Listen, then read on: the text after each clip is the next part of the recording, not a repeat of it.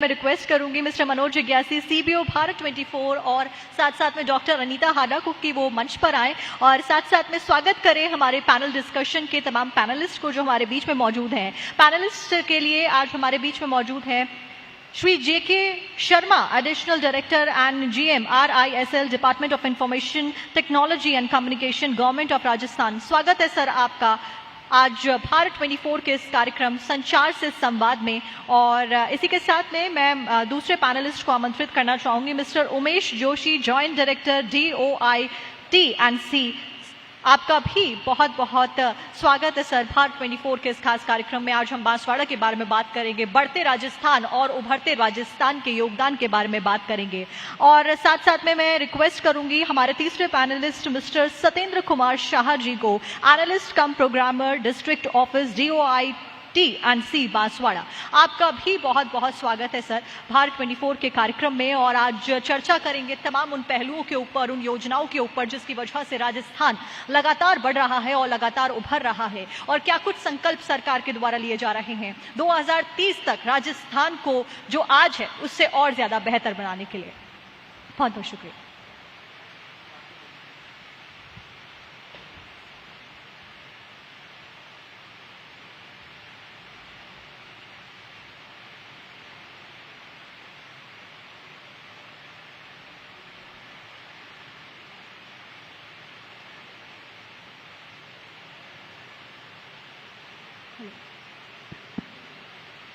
स्वागत है आप सभी का। सबसे पहले तो आप सभी को मैं स्वागत करना चाहूंगी। और आज बेहद अहम दिन है क्योंकि आज हम बांसवाड़ा पहुंचे और जिस तरीके से बांसवाड़ा का योगदान रहा है राजस्थान में, और राजस्थान ने बांसवाड़ा को बहुत कुछ दिया है। आज आप तीनों के जरिए यही मैं चाहूंगी कि आप बताएं कि क्या कुछ आपका योगदान रहा है और क्या कुछ सरकार का योगदान रहा है बांसवाड़ा में और बढ़ते राजस्थान और उभरते राजस्थान में कॉन्ट्रीब्यूट करने के लिए। खासतौर पर हम बात करेंगे 2030 मिशन के बारे में, क्योंकि अशोक गहलोत सरकार जब से आई है तब से लगातार मिशन 2030 के तहत काम कर रही है, जो कि बेहद सराहनीय कदम है। उसी के बारे में शुरुआत करेंगे। सबसे पहले हमारे बीच में मौजूद हैं मिस्टर जेके शर्मा जी। आप एडिशनल डायरेक्टर एंड जीएम हैं RISL DOIT&C के। बहुत बहुत स्वागत है सर आपका।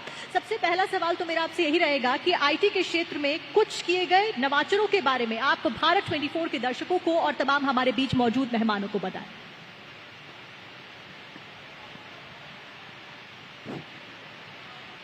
Thank you ma'am.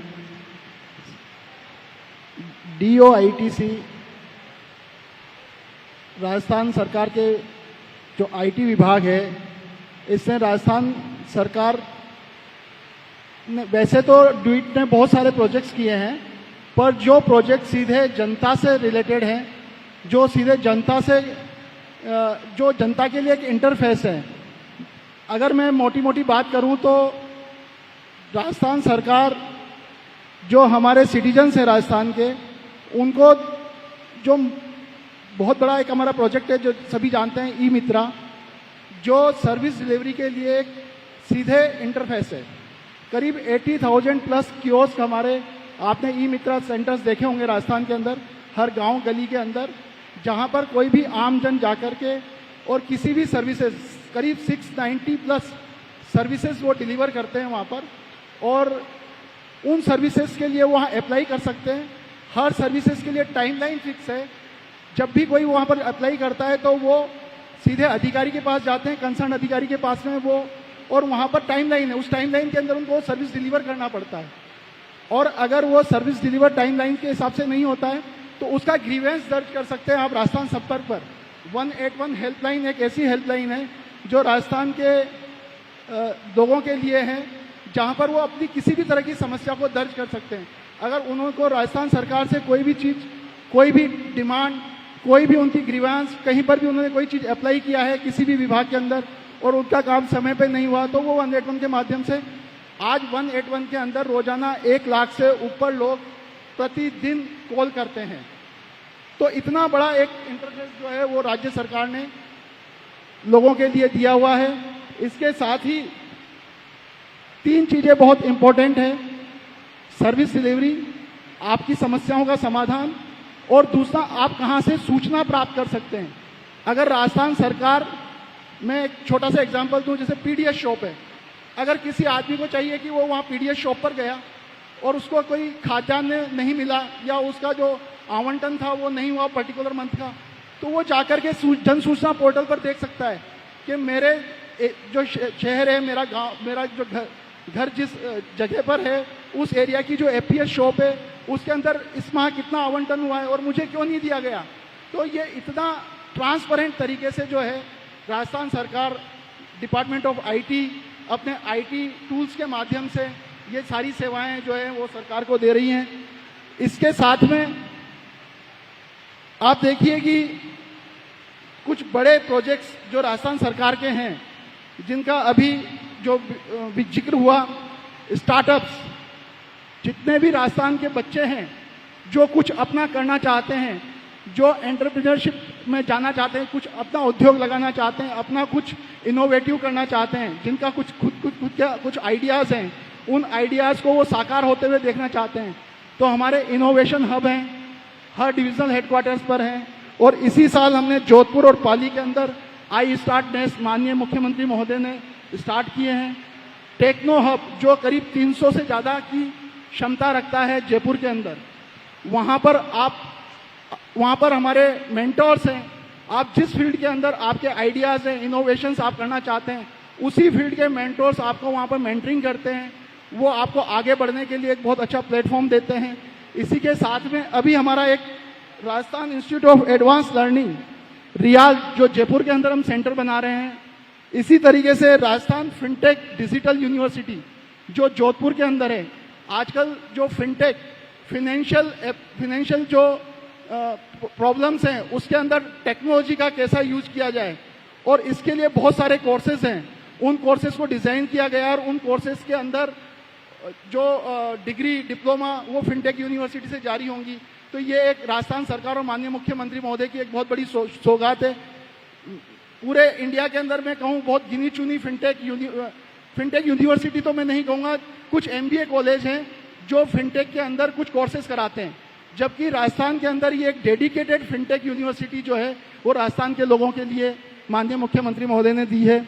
इसी तरीके से आर्केड है Rajiv Gandhi centre of advance learning, जिसके अंदर IT की जितनी भी नई टेक्नोलॉजी हैं, चाहे अभी AI हो, आर्टिफिशियल इंटेलिजेंस हो, ब्लॉकचेन हो, बिग डेटा हो, जितनी भी नई टेक्नोलॉजी, एमर्जिंग टेक्नोलॉजीज, रोबोटिक्स है, जितनी भी, इन सब चीज़ों के जो एक्सपर्ट कंपनीज हैं वो कंपनीज ही वहाँ पर आकर के बच्चों को ट्रेनिंग देंगी और उनको सर्टिफिकेट जारी करेंगे।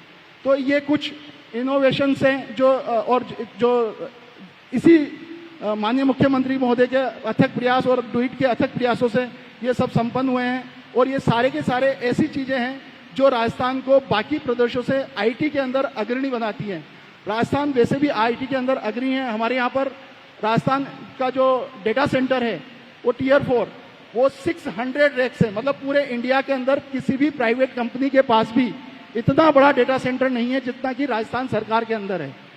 तो ये सारी की सारी चीज़ें जो हमें सबसे अग्रणी बनाती हैं। बिल्कुल GK शर्मा जी, और बखूबी आपने मेरे सवाल का जवाब दिया, क्योंकि आपने योजनाओं का जिक्र किया और आपने प्रोजेक्ट्स का जिक्र किया। इसी कड़ी में मैं आगे सवालों के सिलसिले को बढ़ाऊंगी और हमारे बीच में मिस्टर उमेश जोशी जी मौजूद है, joint director DOIT MC Banswara district. बहुत बहुत स्वागत है सर आपका। और आपसे मेरा सवाल रहेगा, मिशन 2030 के बारे में हम बात करते हैं और आज हमारे कार्यक्रम का मेन जो मोटिव है वो भी मिशन 2030 के ऊपर डिस्कस करना है। मिशन 2030 क्या है, इसकी प्रक्रिया क्या है और इसमें IT का उपयोग किस तरीके से किया जा रहा है? जी धन्यवाद। देखिए मिशन 2030 जो है वो एक बहुत ही विजनरी सोच है सरकार की, जिसके तहत आपने सुना होगा इसमें एक टर्म बार बार आई है, स्टेक होल्डर्स। तो कोई भी जो अभियान होता है, कोई भी कैंपेन होती है, उसकी सफलता इस बात पर निर्भर करती है कि उसमें जो स्टेक होल्डर्स हैं, जो उससे लाभान्वित होने वाले लोग हैं, उनकी सहभागिता उसमें कितनी है।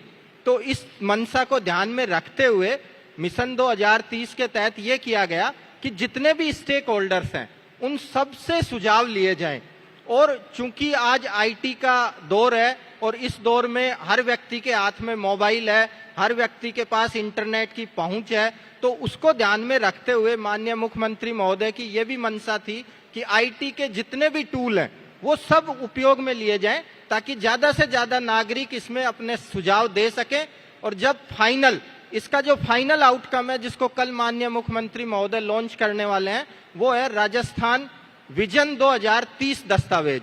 तो जो फाइनल डॉक्यूमेंट आए उसके साथ लोग खुद को कनेक्ट कर सकें कि मैंने ये सुझाव दिया था और ये देखिए फाइनल डॉक्यूमेंट में इसको जगह मिली है। तो उस मंशा को ध्यान में रखते हुए एक इसमें जो सबसे बड़ा नवाचार और सबसे सुलभ जो किया गया वो एक मोबाइल एप्लीकेशन था जिस पर फेस टू फेस सर्वे की सुविधा दी गई।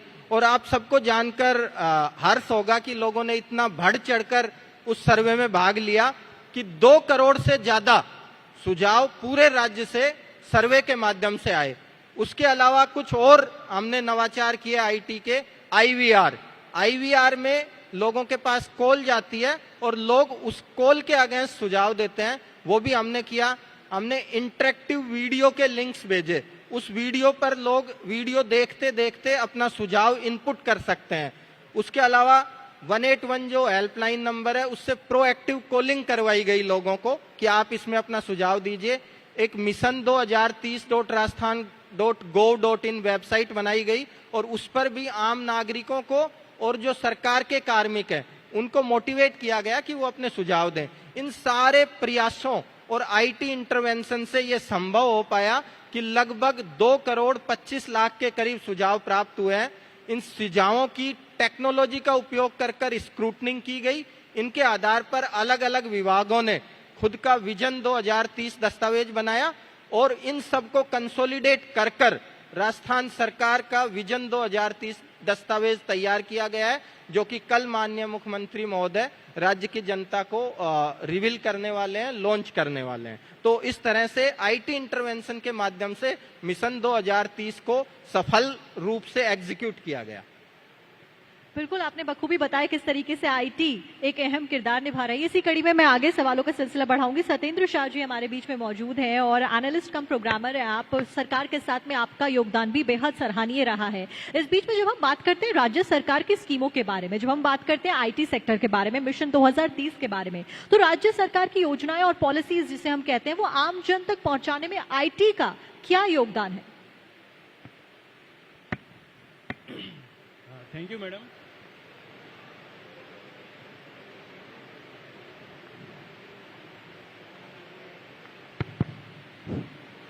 Thank you.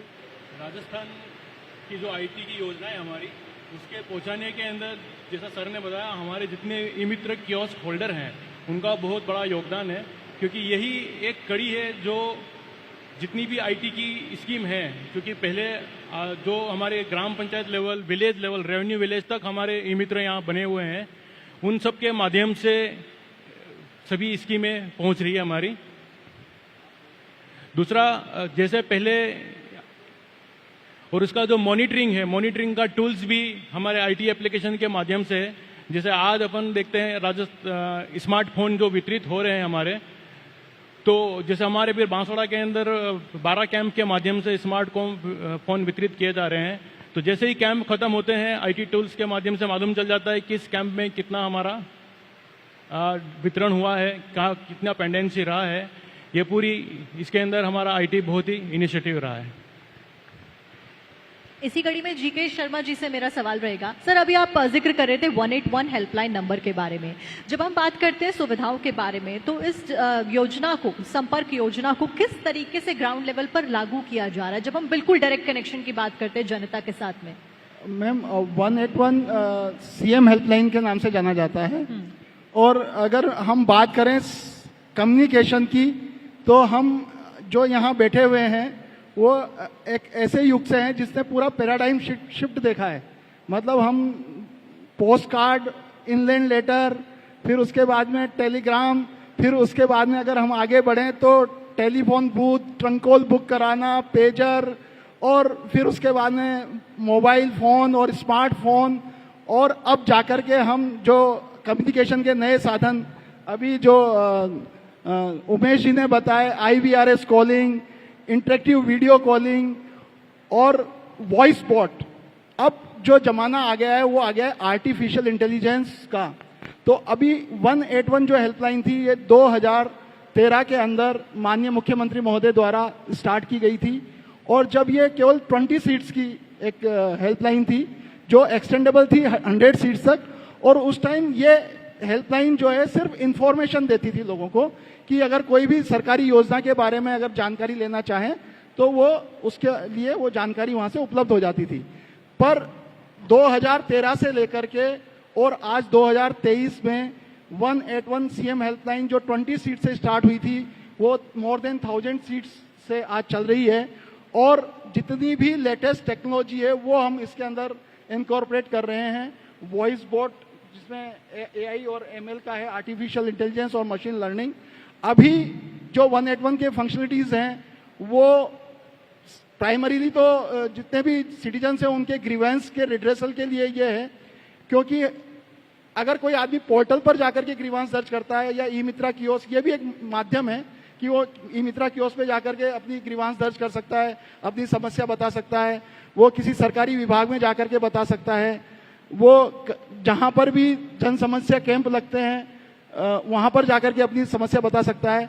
परंतु अगर देखा जाए तो राजस्थान की 85% जितनी ग्रीवांसेस दर्ज होती हैं राजस्थान सरकार में, उसकी 85% जो ग्रीवांसेस हैं वो 181 पर ही दर्ज होती हैं।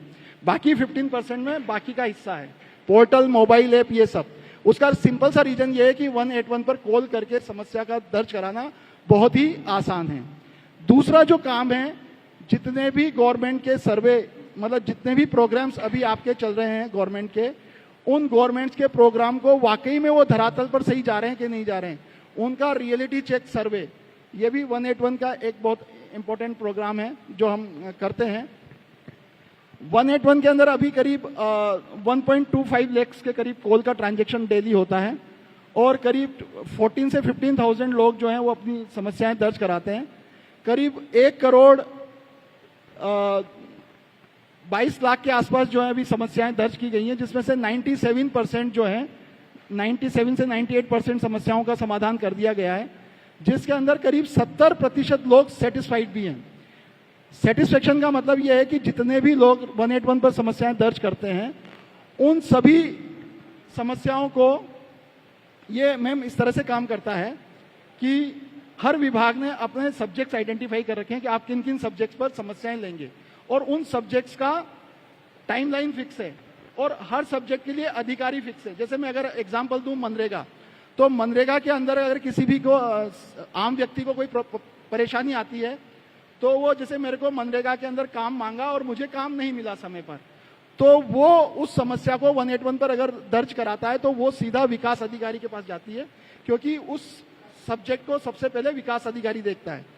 अगर वो विकास अधिकारी जो है, संबंधित विकास अधिकारी उसको समय पर रिजोल्व नहीं करते हैं तो वो एस्केलेट होकर के सीओ के पास जाती है, और अगर वो समय पर उसको डिस्पोज कर देते हैं तो वो वापस 181 के पास आती है, और हम सिटीजन से बात करते हैं कि क्या विकास अधिकारी महोदय ने जो आपकी समस्या का समाधान किया उससे आप संतुष्ट हैं।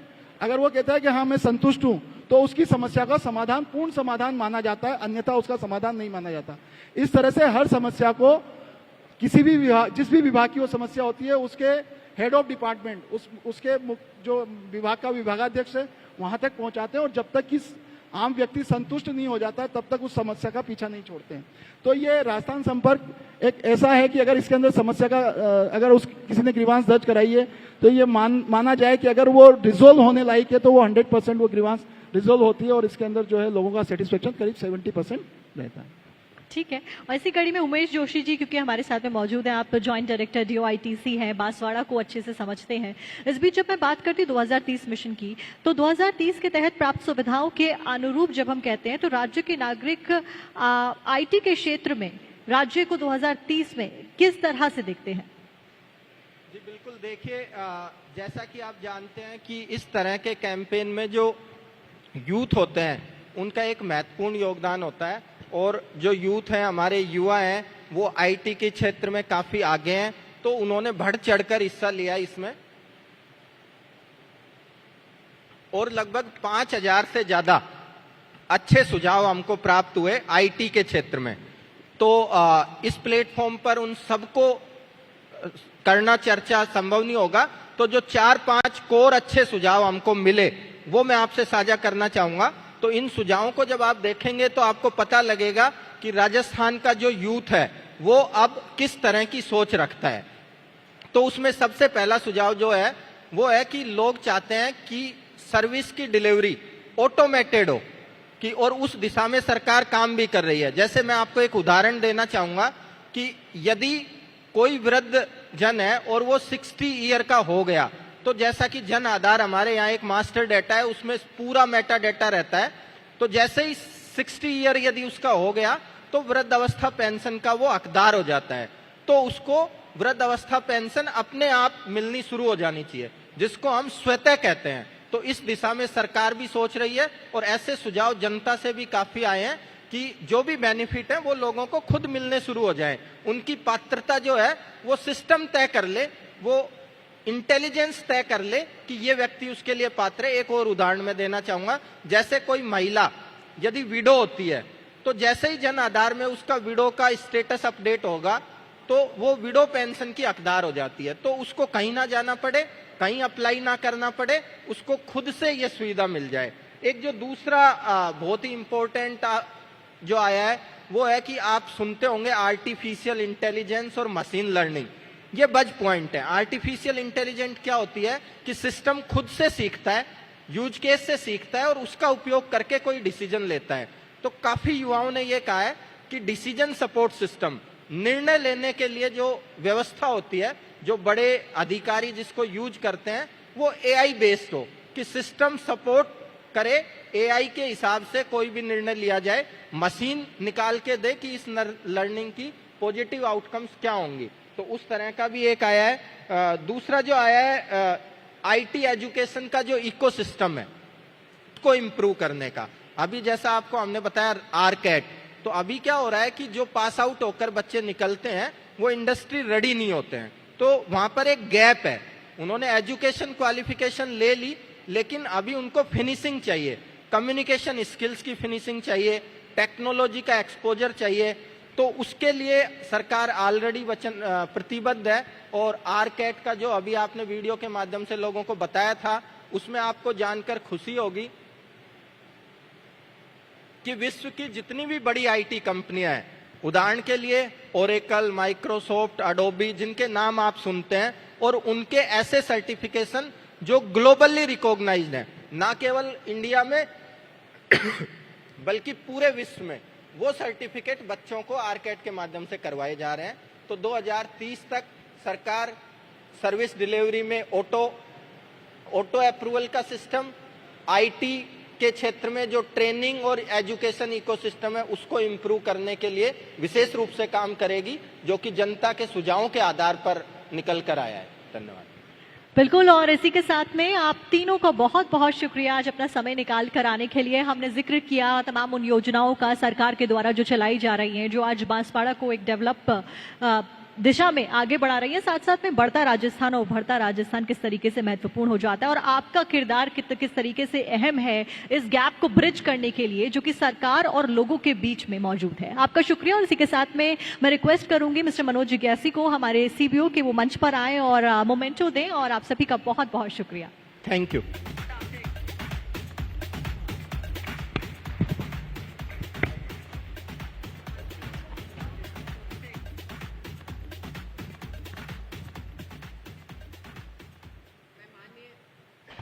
मैं माननीय मंत्री जी से रिक्वेस्ट करती हूं कि सर आप भी मंच पर आएं, और आपके साथ जो हमारे डिपार्टमेंट के लोग हैं, अगर आप भी उनको हमारे साथ मोमेंटो देंगे तो उनकी बहुत हौसला अफजाई होगी। आपकी रिक्वेस्ट है।